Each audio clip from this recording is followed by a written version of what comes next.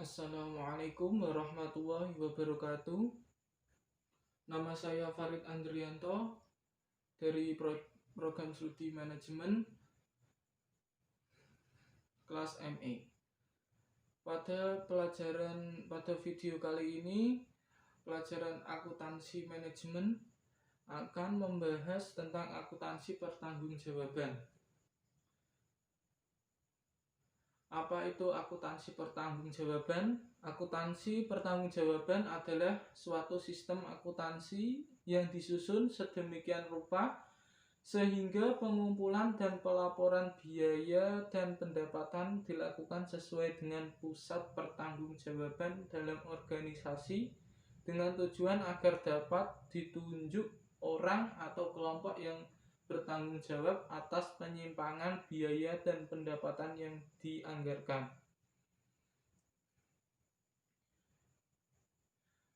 Perkembangan akuntansi pertanggungjawaban. 1. Akuntansi tradisional. Akuntansi pertanggungjawaban ini disebut tradisional karena masih menggunakan cara manual, yaitu pemanggilan dan masing-masing kelompok anggota.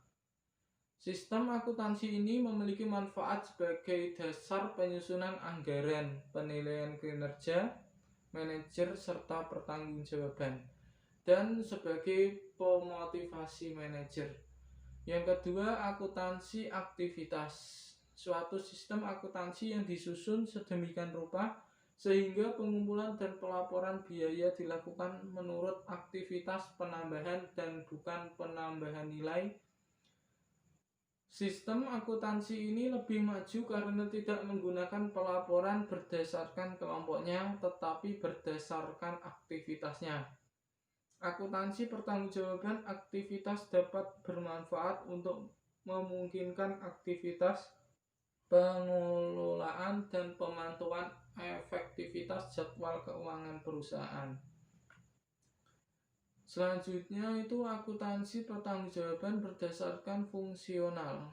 1. Akuntansi pertanggungjawaban berdasarkan fungsional adalah sistem yang membebankan tanggung jawab pada individu dan unit organisasi seperti departemen dan pabrik.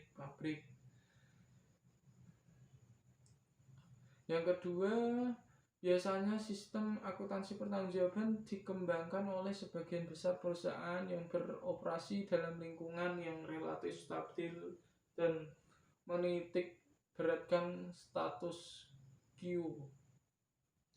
Sistem reward dirancang untuk mendorong setiap individu agar mengelola biaya, yaitu mencapai atau membuatnya di bawah standar yang dianggarkan.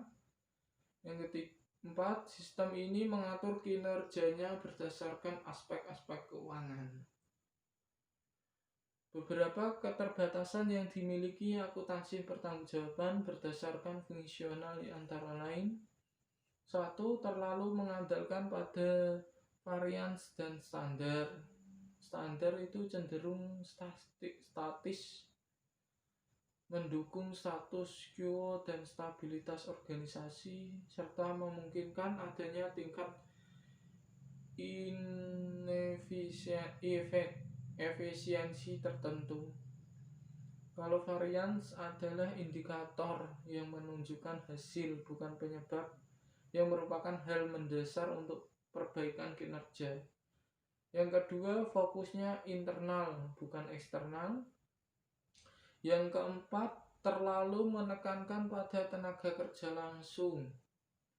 Yang kelima, varians tradisional dan laporan kinerja memberikan insentif yang kurang tepat, mendorong terlalu banyak produksi dan persediaan yang tidak dibutuhkan, bekerja berlawanan dengan prinsip kerusakan dan pengendalian kualitas total, dapat bekerja berlawanan dan ketersediaan mesin, khususnya buruk dalam kondisi bottleneck.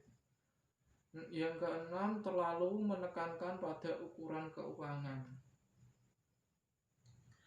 Akuntansi pertanggungjawaban berdasarkan aktivitas Akuntansi pertanggungjawaban berdasarkan aktivitas itu berfokus pada proses dan tim. Tanggung jawab kinerja diukur berdasarkan faktor keuangan dan keuangan atau operasional, waktu, kualitas, efisiensi merupakan dimensi penting dari kinerja karena sistem ini bertujuan untuk menghasilkan produk dengan biaya rendah, berkualitas tinggi, dan diterima konsumen tepat waktu. Sistem akuntansi pertanggungjawaban ini dikembangkan oleh perusahaan yang beroperasi dalam lingkungan yang kompetitif dan menuntut perbaikan berkelanjutan. Perubahan dapat dilakukan melalui perbaikan proses inovasi, dan penciptaan proses. Karena berbagai perubahan proses tersebut memerlukan aktivitas tim, maka reward berdasarkan tim lebih sesuai untuk digunakan daripada reward untuk individu. Akuntansi pertanggungjawaban berdasarkan strategi.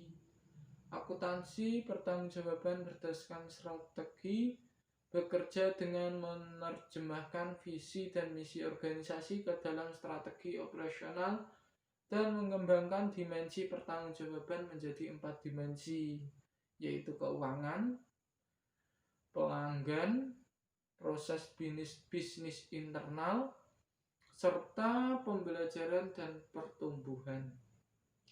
Ukuran kinerja di sini juga perlu dirancang agar dapat mengkomunikasikan strategi bisnis dan membantu menyelaraskan tujuan individu dan organisasi. Ukuran kinerja dipilih juga harus menyeimbangkan antara ukuran LAG versus lead, objektivitas versus subjektif, keuangan versus non-keuangan, dan antar internal versus eksternal.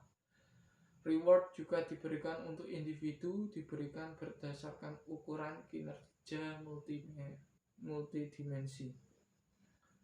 Kelemahan utama dari perbaikan berkelanjutan adalah tidak mampu untuk menyelesaikan dan misi dan strategi organisasi secara keseluruhan. Oleh karenanya diperlukan perbaikan berkelanjutan yang terarah. Demikian video kali ini.